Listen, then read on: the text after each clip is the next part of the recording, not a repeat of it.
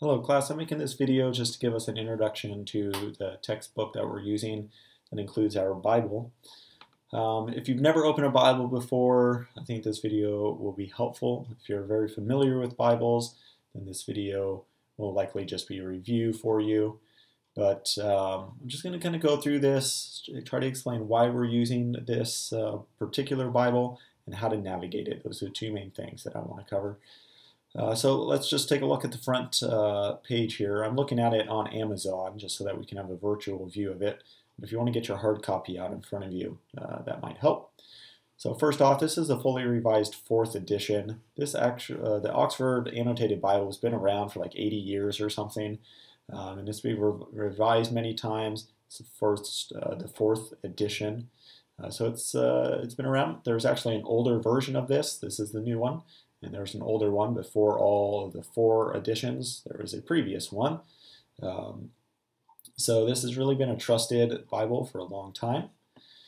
It comes out of Oxford, which is an Anglican school in England. It's known for its high academic standards as well as its high publishing standards. So the material in here is very good, very high quality, but it comes from a specific bent. Oftentimes it's more critical as opposed to conservative. Some of you may think of it as more liberal as opposed to more conservative, but not in political terms, just in theological terms. So just understand that as you're reading it. It's an annotated Bible. Annotated means that a lot of modern stuff has been added in. So we have the biblical text, but we have a lot of modern stuff that is before the books and even underneath the biblical text to help us understand the text better. It uses the New Revised Standard Version translation. So there are a lot of translations. The Bible was written in Hebrew and Aramaic and Greek, and most of us can't read those languages, so we need a translation. We're using the New Revised Standard Version, not because it is beautiful or because it's easy to read, but because it is an academic translation. There are many translations out there. If you go to Bible Hub or Bible Gateway or any of these other Bible translation websites, you'll find hundreds of them. Many of them are free and in many different languages. The Bible has been translated into hundreds of languages. But of course, here we are with an English one, and it's good, but I recommend consulting many translations as you find the opportunity. This Bible also includes the Apocrypha. The Apocrypha is a part of the Bible that is only found in non-Protestant versions of the Bible. So it's found in the Catholic Bible, it's found in the Ethiopian Bible, it's found in the Russian Orthodox and the Greek Orthodox Bibles, just not in the Protestant Bibles. Protestant being denominations like Baptist or Evangelical or Episcopalian or Methodist. All of these Protestant denominations use a Bible without the Apocrypha. We have it here included, not because we're going to cover it so much in class, but because I find that it is useful for us to have those texts that most Christians include in their Bible. So the majority of the Christian world considers the Apocrypha to be a part of the Bible. The Protestant part of the Christian world does not believe it's part of the Bible. But that's really for a theology class. We'll talk a little bit about the Apocrypha at one point in our class, but we're not going to get into it much, mostly because we don't have time.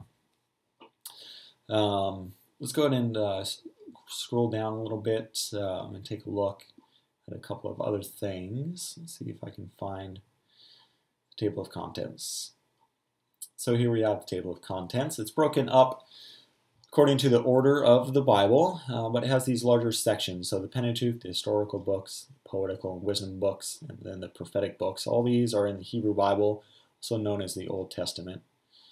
And then you got the Apocrypha here, which I just mentioned. It's right in the middle of the Hebrew Bible, or the Old Testament, and the New Testament. Quite a few books here. Most of this is historical stuff that tells us what happened in between the Old Testament and before Jesus came. So books like the Maccabees and Esdras are historical books. Others are more wisdom books and some Psalms as well.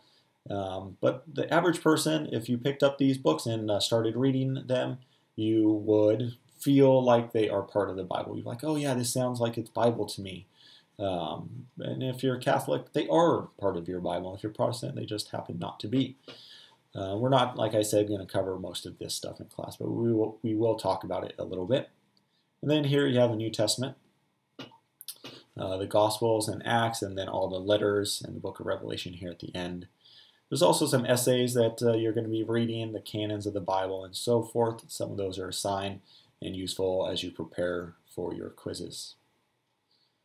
Let's take a look at, not the editor's preface. I want to, hold on, scrolling through here can take just a little bit of time as my internet tries to load. So here you have an alphabetical list of the books of the Bible. If you're trying to find a book and you're having a hard time locating it, here is a list in alphabetical order. That can be useful, especially for those of us who aren't too familiar with the Bible. Here's a list of abbreviations. As you're writing your essays and you're referencing the books of the Bible, especially if you quote a passage and then you want to do an in-text citation, these are the different abbreviations of the books that you should be using. You shouldn't give a reference with the full name. You should use the abbreviation. Next thing that we need to look at is a couple further pages down. Just a moment until we get there. All right, so the Hebrew Bible. So here's an introduction to the Pentateuch. This is a modern essay that talks about the Pentateuch, which is the first 5 books of the Bible. This you might reference in one of your presentations or in one of your essays, and if you want to reference it, here is the author. The author's name is always going to be at the bottom of the essay, right? So if you want to do an in-text citation, which is required, this is the author that you're going to use. The title of this happens to be Introduction to the Pentateuch. It's an article within a book. The book is the New Oxford Annotated Bible. So if you're going to quote any of these modern essays or the modern additions to this Bible, you're going to give the author, you're going to give the article's name and the book that it's in, as well as the page number and the date and all of that according to APA style. If you're going to quote the Bible, which we'll finally get to if we keep on scrolling, all you need is an in-text citation with the name of the book, the chapter, and the verse that you're quoting, and a translation.